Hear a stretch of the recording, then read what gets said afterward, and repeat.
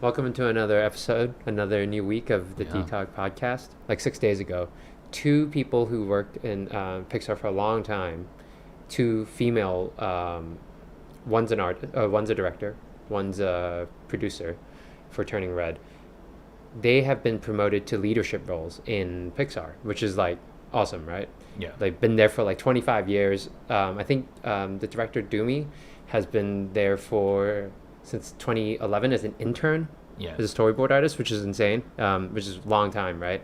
And this is the first time in 36 years that they've gotten two women in leadership roles, Yeah.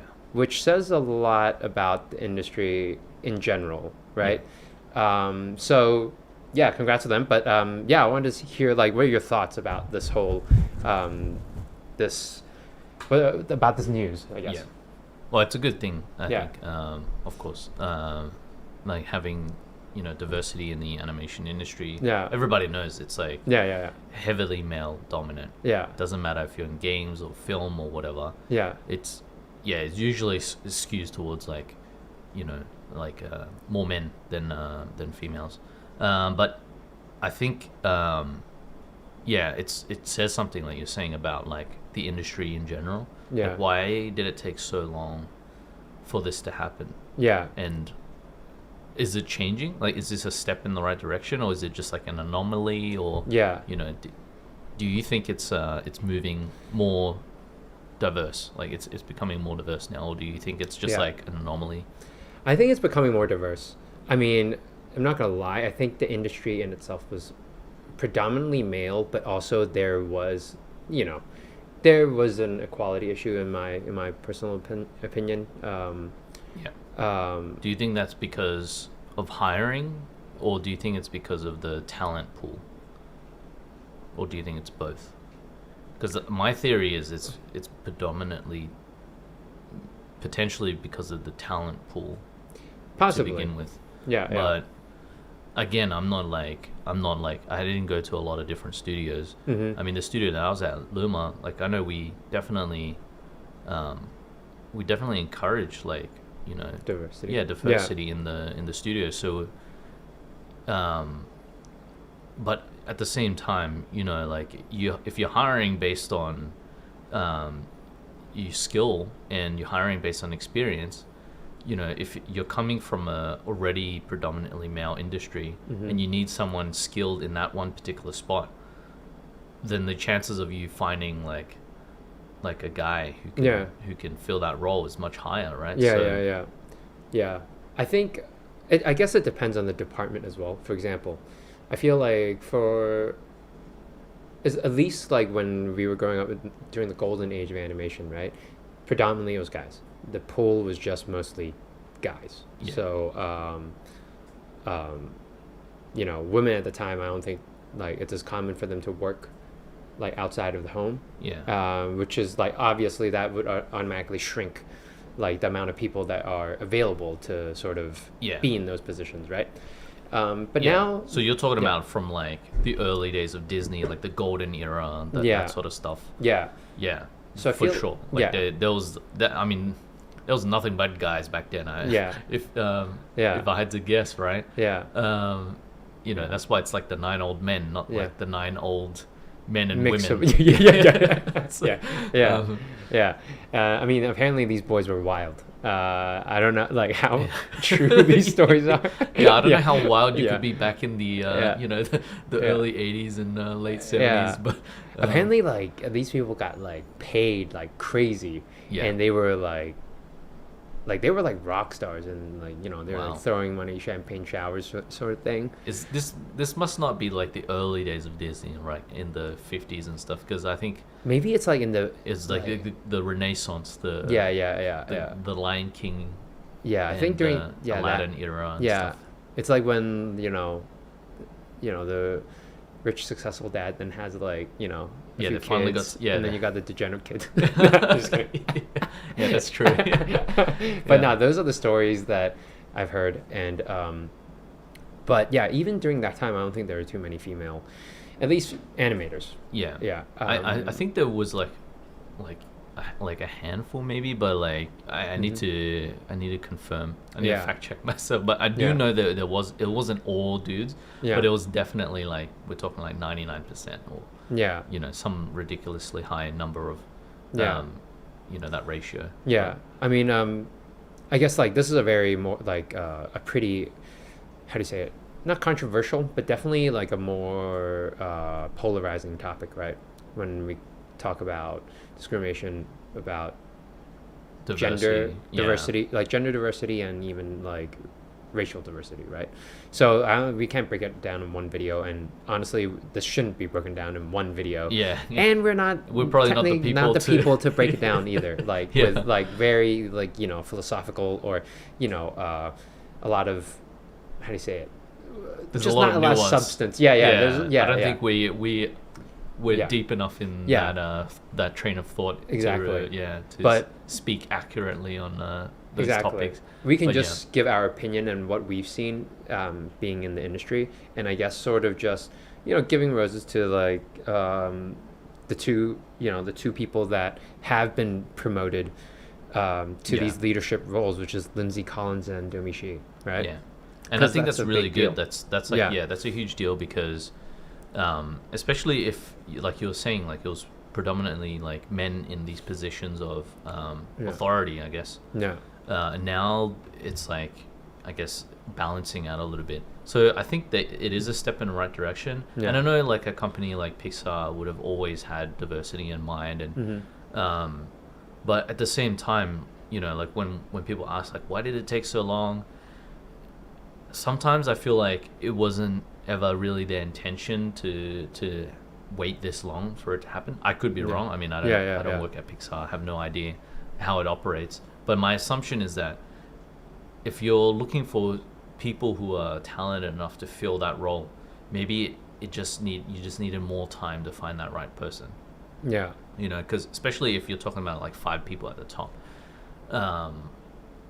you know, and it's like that whole thing. It's like maybe there just weren't enough, like the pool wasn't large enough, so like the number of talented female artists who were like at that level where they felt like we could put you in this position, it just wasn't there yet because the pool was too small. It's kind of like when you're talking about like you know, like China and athletics, you know, like China has such a strong athletic, you know, Olympic team because they have so many people and they can train so many, and then it's like they pick one person out of like you know, these millions of people, and of course it's going to be like insane because you had like this huge pool to pick from.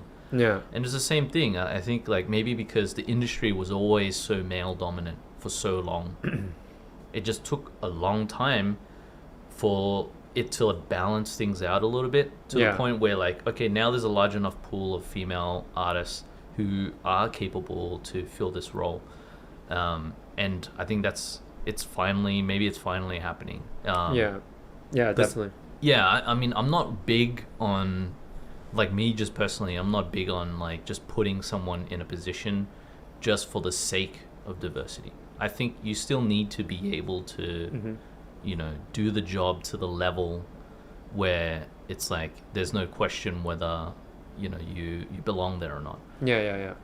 And I think maybe that's kind of their mentality. I think it's like they were just waiting for someone who they felt like was competent. But you know, like this is kind of where things get gray and dicey, you know, where it's like it's like there's some bias, you know, if there's some bias involved in that decision making, then it can really skew one way or the other, right? So, like for example, if I got like, just speaking of like, if I was in that position and someone hired me just because I was a certain race, like just because I was Asian, and I know that there were other people that were either potentially better than me or in the same level, like I hired just to fill some kind of like quota or something.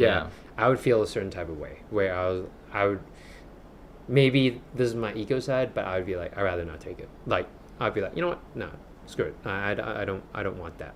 But I think that's more of a like an ego side. It could be an ego pride thing, but I know what you mean. Like I think I would be the same where I would want it to be a meritocracy where I got hired because of my abilities, not because Yeah. of like who I was. It's Yeah. but what I could do. Yeah. Um, And I think it also has to do with tenure as well Yeah. for these leadership roles. Definitely. Because tenure doesn't mean like, not everybody who has tenure like deserves a senior role. But Yeah. that definitely That does adds affect. to the trust. And that's the biggest thing. Like, Yeah. in a, Because I think yeah. tenure's a big one actually, Yeah. because it does feel like there's a pecking order almost, and you Yeah. have to be in line Yeah. in order to get to that role, right? Yeah. And it feels really weird if you just leapfrog a whole bunch of people and then you're just like all of a sudden Mm-hmm. their boss, and Yeah, they've yeah, been yeah. there for so much longer. And Yeah. I know that's probably like another thing that I don't think is a great thing. Like I don't think tenure should matter as much as it should, Yeah. but it is just like, I think it's just a fact of society almost. And Yeah. because of that tenure, it's taken so long to rotate through all the old generation to this new generation now. Yeah. Um, But that's what's interesting. Like, I get what you mean. Like, tenure is also another thing. Like, it shouldn't matter. But in this case, we're talking, clearly these people are deserving. And one thing that you definitely can't say that they just hired them because to match a diversity quota Yeah. is because they worked there individually, one for 25 years and Yeah. another for since 2011. Right? Yeah, I mean that is So- crazy. 25 years, like Yeah. that's like so long Yeah. that I don't even know how to, like. Yeah. That's almost my entire life. Yeah, yeah. It's Yeah, that's it's crazy. So, Yeah. I mean, 11 years isn't that long when I think about it now. Like when I think back, like we've been in an industry for like Well, like yeah, a she's our decade age. now. Like, Yeah. that's insane. Yeah, Like, that's it's what I a- mean. So I Yeah. think like that's actually not that long when Mm-hmm. you think about it. But when you say like 25 years, that is a long time. Yeah. So maybe like Well, I mean, that's why, like, so a little, I guess we should have mentioned this in the beginning. Basically, Lindsey Collins has been named the Senior Vice President of Development at Pixar. And she's been there for 25 years at the studio, which is crazy. She was also, like, co-producers of Wall-E and producer of Finding Dory. And, yeah, she also worked on Turning Red with Domee as well. So it's Yeah. pretty, that's pretty cool. And That's Domee was pretty, yeah. she was promoted to was it like vice president Yeah. in the Brain Trust along with Andrew Stanton. Yeah. And a bunch of a bunch of those other guys. Yeah. So her story is really pretty interesting. So she started off as a Pixar storyboard artist in 2011 as an intern. Apparently she applied at first and she didn't get in. And then she That's did. not surprising though. Yeah, I feel yeah. like, I feel like 99% of people apply to Pixar and don't get in. So Yeah, especially back then when there's less of of course, these content streaming sites. Yeah. Especially, right? So yeah, she got in, and then she was interning there and got, of course, like the standard like staff position when you Yep. do well. And then after when she got that, she apparently this is a pretty interesting story where she was on the side. She worked on Inside Out and all those. Yeah. With Pete Docter. I Yeah, believe. with Pete Docter. Yeah. And then Pete Docter, she credits him for being a really good mentor because, outside of work, she was doing sort of her own thing, like which a lot of artists do. Yeah. And then she came up with the short Bow, right? Oh right, so she's the one that did Bao. Yeah. Okay. So what's Because interesting I remember was, Bao more than the film that it like followed, which I can't Yeah. remember. I can't even remember which film followed Bao, but yeah, me neither. But Bow was really, really good. And Yeah. then, so she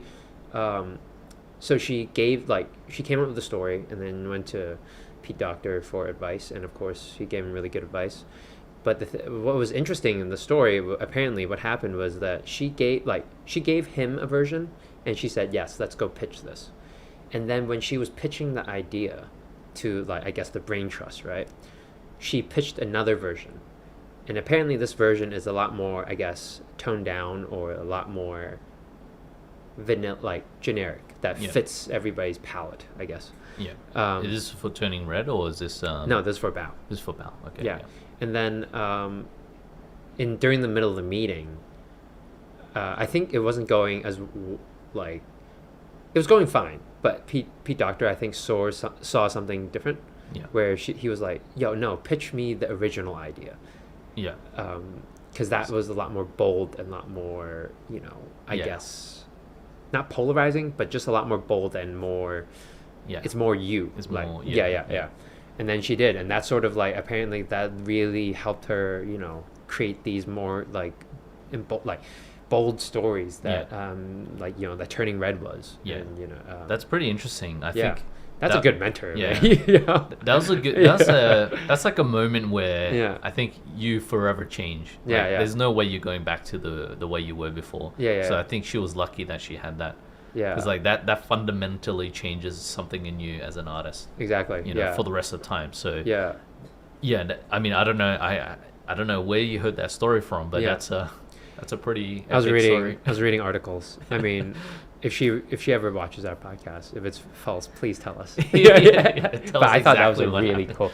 That was a really cool. Like if that from what I've read, if that's a really cool and inspiring story. From like just hearing how that possibly made her become into the person that she is. Yeah. Because you need a good mentor. You can't like do this thing by yourself, or there's a rare few. Yeah. Right.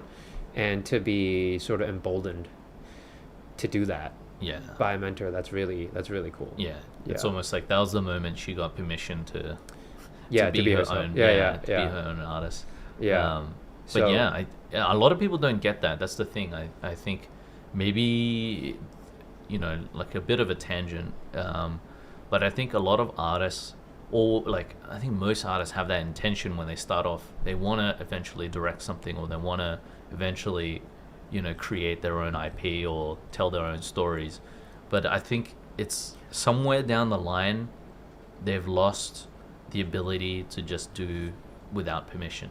Like, Yeah. and I think it's a subconscious thing, right? Like they don't do it because they're afraid, or they don't think it's possible, or they're tired and it's too much work now. Mhm. And I think like having someone just give you that permission sometimes is all you need. Like that's that step that you needed to be able to say like, you know what, I'm gonna do this. I don't care what you guys Yeah, think. yeah, I don't yeah. care if it flops. Like I'm Yeah. just gonna do it because I enjoy doing it. Yeah. I mean, it took us a long time to get to that point, and it took us like a few key moments too. I think Yeah. in our lives where it's like, no one's gonna give us permission, so we're gonna have to do this ourselves. Yeah. And it's like it doesn't matter if it takes like 10 years, but it's like Yeah. that's 10 years that you would have spent like trying and failing, and Yeah. I much rather that than 10 years of just like coasting. Yeah. So I mean, I guess I didn't even think about that. Like, because when you first started off the sentence, I was like, yeah, I still have that problem where it's like I need permission. yeah, Because I was thinking like, but then I think about like how we just quit yeah, like completely. like Yeah, that in was that us sense. like Yeah, giving yeah. ourselves permission. Yeah, And yeah, I yeah. think there's always going to be like some part of yourself that like Yeah. feels like like I need like I think that's the validation side where Yeah. you feel like you need validation in order to do this. Yeah. And I mean, maybe that's the case for a lot of these artists, especially like maybe like female artists in the industry. Like I can see how like in this male dominant industry, it must be like psychologically very difficult to to say like, hey, I'm gonna speak my truth and tell my stories and Mhm. and like disregard like what other people think of me. And I think that's like a very I guess male trait, I suppose you could say, where it's like dudes are just like very like assertive a lot of the Yeah. time. So Yeah. I feel like naturally, because of that personality difference, it's much easier for a guy to just come out and just be like, you know what, I'm gonna do my own thing and whatever, and Yeah. I don't need your permission, and Yeah. I don't care what you think. Especially like I feel like back in the day where it's like it was always socially accepted for guys to be assertive. Yeah, like If anything, no one if you're questions. not, yeah, yeah, like you're not. you're- You yeah. kind of, it's Yeah. like people look at you differently. They Yeah. don't like you've got no, you got Yeah. no kahunas and Yeah. Whilst like on the other hand, that's why females are like they're on the other spectrum, right? Where if you're assertive, then suddenly you become an asshole. Or yeah, like, exactly, yeah. Or bossy. I think that's a really, That must be it's a- like a psychological barrier that. exactly. But things are obviously changing now, Yeah. where like women are more empowered these days, Yeah. which is a good thing. I think it's heading the right direction. I don't think we're quite there yet, but yeah. this, for example, is like a good step in the right direction, because now you have, you have someone like in this position who can then mentor like a new generation of like female artists and implement change. Yeah, exactly. Yeah. But I definitely think like there's a reason why, like, even when I was in Vancouver, there was like there's a specific society where it was like a women in the industry where they get together and they talk about, I guess, issues they have when they're working. And that says a lot. If they have to have a group, like, there's no like society for like, guys like, hey, let's like, talk about, issues, like, just don't gather like workplace that. Issues. Yeah. I mean, you do, like, everybody talks about workplace issues, but you don't feel like you need to do that in like behind closed doors or like in a safe space. Yeah, like we can just do that out in the open and like say whatever we want. And then you hear like, like, for example, the news about Blizzard, right, and the stuff that they did that totally took advantage of like female like coworkers, right? And then you start thinking like, man, like that's pretty messed up. Yeah, exactly. And then you can't help but think that, okay, if this happens in these like sort of studios, it probably happens in another. And then is it that far-fetched that maybe even back then when women, let's say if two people that were exactly qualified for the same spot, is it that far-fetched to think that someone would choose the guy over the girl? Just because. And I think it's something to do with like team dynamics, and there's a lot of factors involved, right? Where it's like, who would fit in the team better? And then if you have a team of like frat boys, you're probably going to choose another frat boy to fit in the team. And maybe that's like, that's obviously toxic, but maybe that's like the part of like this like undercurrent of hiring decisions that was taking place at the time. And I also think because like 3D and computer graphics is relatively new, I guess, in the grand scheme of like the history of animation. A lot of people who are doing 3D animation were probably young kids back in the day who were like dabbling in tech and stuff and playing games, and that's how I got into 3D. Is like playing games was one of the big things, right? So I think maybe like that's kind of not really helped the diversity in the industry, because like you have this huge wave of like gaming guys come out, and like all of them are young too, so when you're young you don't have an idea of how to how to behave, right? You just you're probably thinking with your peen rather than thinking with your head, right? You're doing a lot of stupid stuff that like when you look back now, it's like, okay, so I can see how Blizzard had those issues, because they probably have a very heavily skewed younger generation of artists, and I think that like that makes sense. And to me, I also feel like you also have the people that came up during, like, for example, we said that the the Renaissance like animation, like Disney era, there's a lot of toxic masculinity problems, right? I feel like that's the same as when when Blizzard first started, and I feel like people that were in that era are probably still working there at some point, right? So some of that culture is probably going to be trickled down.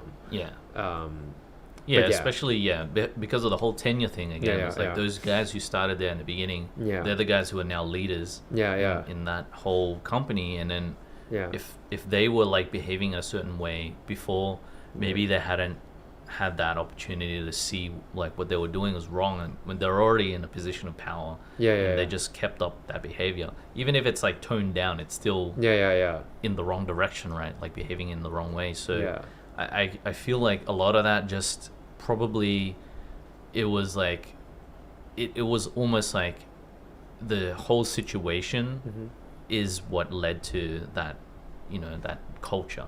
So I think now, hopefully moving forward, it's like now that we not only do we have like precedents like of how not to behave in a studio, but we also, I think, have matured as an industry enough where now if you get new companies popping up, they'll behave the right way. The people who are working there are probably already grown up now, and they've they've been able to see all the mistakes that everybody else has made and not make the same mistakes. Yeah. And I think it's just like maybe as part of society, just getting more aware. Yeah, more awareness overall. Yeah. So I think as the society in general kind of becomes more like I guess I don't know what the word is, but more encouraging and what's that, inclusive. Yeah.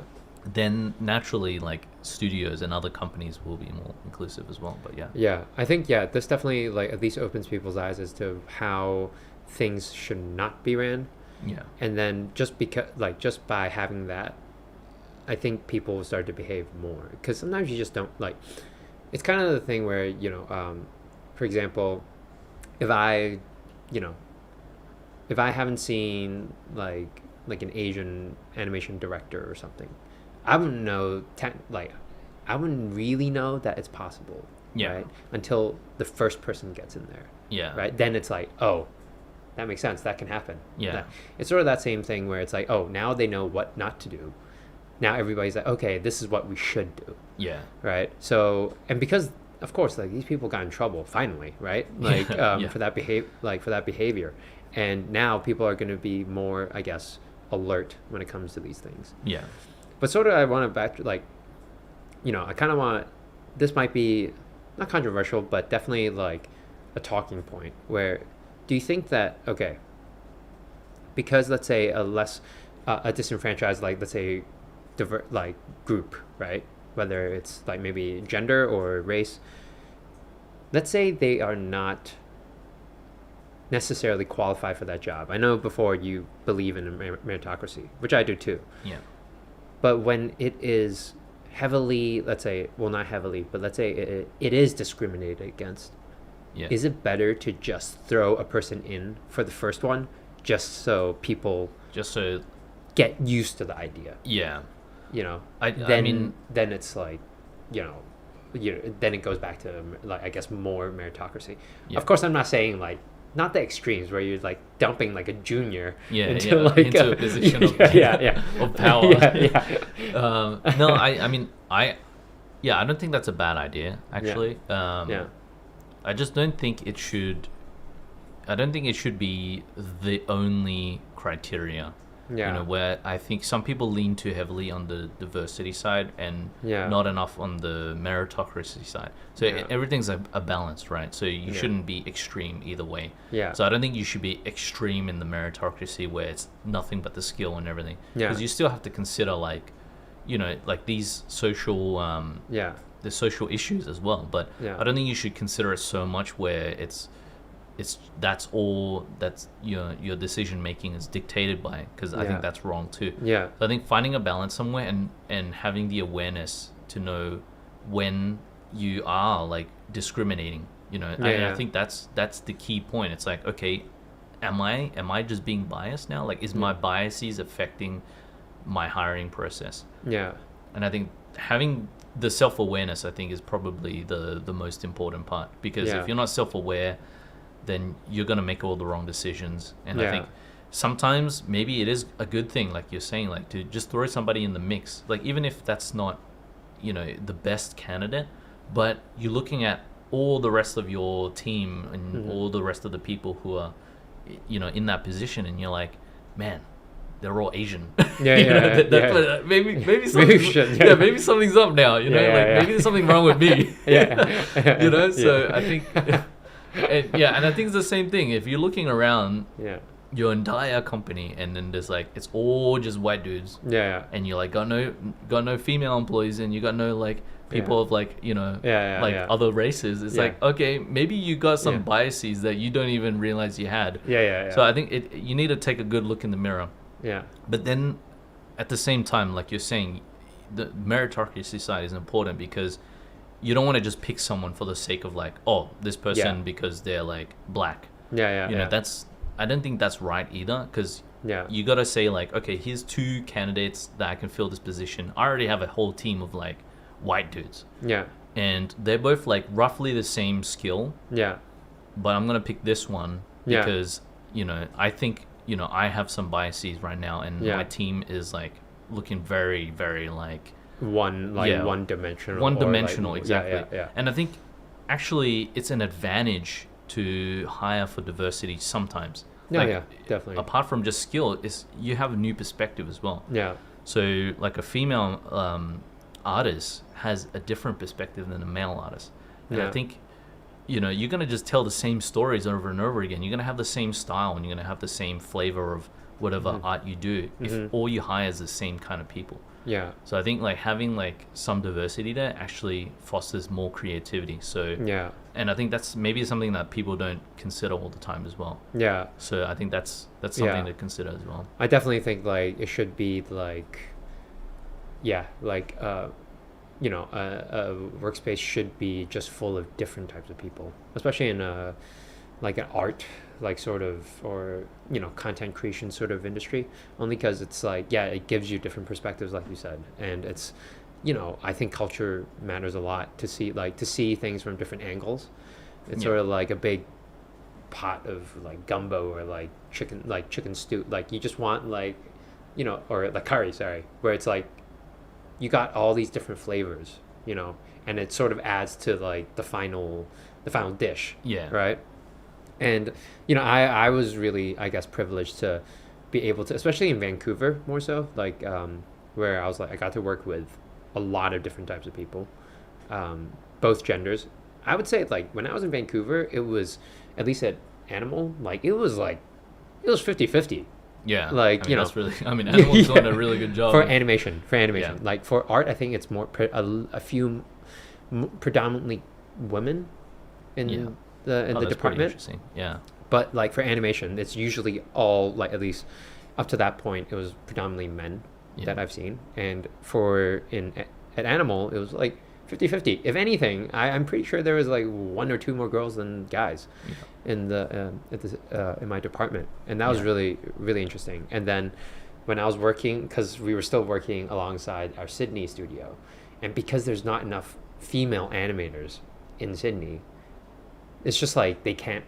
There's no one to hire, so it's like mostly like guys from like back in the day, like, you know. Yeah, like the old generation. The old school anime. Yeah. Which, you know, it skews predominantly men. Yeah. And that's why we were saying, like, you know, the talent pool doesn't matter. Like, if you don't have anybody to pick from, like, that's a like. Yeah, exactly. You know, because if you're trying to fill a senior role, there's most likely gonna be more male senior artists than there are female, because of just the nature of like where we've come from as an industry. But yeah, like I do think there's been a change more recently. I remember when probably around when we first started, there was probably way less diversity than there is now. Way less. Yeah. So I think, just hearing that Animal's almost like 50-50, you know, in fact, like skewing the other direction with the animation team is kind of like a sign of the times. And it's probably gonna head the right direction, but I think it comes back to awareness as well. So I think you should have like a healthy weighted balance of like diversity versus meritocracy. You can't skew too much one way or the other. Like if you can, I think people should start thinking maybe like the strength of having diversity sometimes outweighs the skill of having one better person that you already kind of you might have somebody in a position where they're already, you know, you already have like a lot of dudes or something. Maybe like having the diversity is actually a net positive, like just for the diversity alone, just for the unique perspective alone is a net positive. You know, even once considered against like the skill level of two particular artists. Definitely. I mean, I'm thinking whether it's along the same lines of like, I'm not sure whether this thinking is along the same lines of, you know, when people say if you were to hire a very skilled artist, very, very talented artist, but he doesn't work well in a team, versus working with someone who's maybe not as good, but works really well in a team. I'm wondering whether it's like sort of that sort of trail of thinking where it's like, you don't like, sometimes like having diversity means more than having the super having the duper like, you know, artists, right? Like because you can be like the best animator ever, but if all your acting choices is like very masculine, Yeah. then maybe you're not the right person Yeah. to hire right now, because Yeah, we yeah. need someone who can animate and think of it in A more the character, feminine, in yeah. a more feminine way. Yeah. So I mean, Yeah. in that sense alone, I was like, maybe like the dude Adams that looks really cool, but Yeah. it's not cute enough. Yeah, and yeah, yeah. maybe like, and this is, I'm probably gonna cop flack for that too, but Yeah. by saying like, oh, if you hire Yeah. a chick, she can Yeah. animate things and make it look more cute. But Yeah. I mean, that's probably a stereotype right there. But Yeah. I think, you know, in the same way that like they've kind of grown up as a child and the influences that they've had Mhm. as a kid, it definitely plays into like how Yeah. you are as an artist. Yeah. And you know, maybe like having people who are like, you know, who are like not even like non-binary. You might Mhm. have like a completely new and unique perspective that Yeah. you know neither genders have Yeah. had before. So maybe that's like you know, like a net positive in another sense as well. So Yeah, definitely. Yeah, I think that's like, that's, well said. I think, I mean, overall, I do think that this is a very, like, this news is very good for the industry. yeah, Definitely a positive. yeah. I don't see many, like, negatives. If anything, it's, like, long overdue. Yeah. I think the yeah, negative yeah. is it's Yeah. been Yeah. probably it's taken too long for it to happen. Yeah. So, this is our unique like, I mean, not unique, but this is our take on, you know, I guess the situation with the industry, with diversity, and just to, like, you know, appreciate that these two women have made it, like, you know, all their hard work has paid off and made it to, like, you know, the best studio, like, leadership roles in the best studio in the world, like, basically, right? So like, congrats to them. Yeah. Awesome. Let us know what you guys think in the comment section, and because you know, it'll be interesting to hear about how other people view diversity in, I guess, in the industry. Yeah, in like the maybe it's industry. different for your department compared to animation. Yeah. Like And if you're in like a studio where you think is just Yeah. like there's like zero diversity, then yeah would love to hear like how, you know, if there's any consideration of diversity, like Yeah. if, you know, if not, then that's kind of like crazy as well. But or I whether think, it's a pull thing, like rigging. I feel like rigging is more it's maybe Yeah. probably more male dominant. Yeah. I think it's Yeah. I don't know if like we're close to like you know Yeah. any kind of diversity in that particular field, but But it would be good to know. So please like the video if you do like the video, and subscribe, and we will see you next week. Peace. Thanks for watching or listening to our content. If you like what you saw, feel free to subscribe to our YouTube channel. Thanks again. Peace.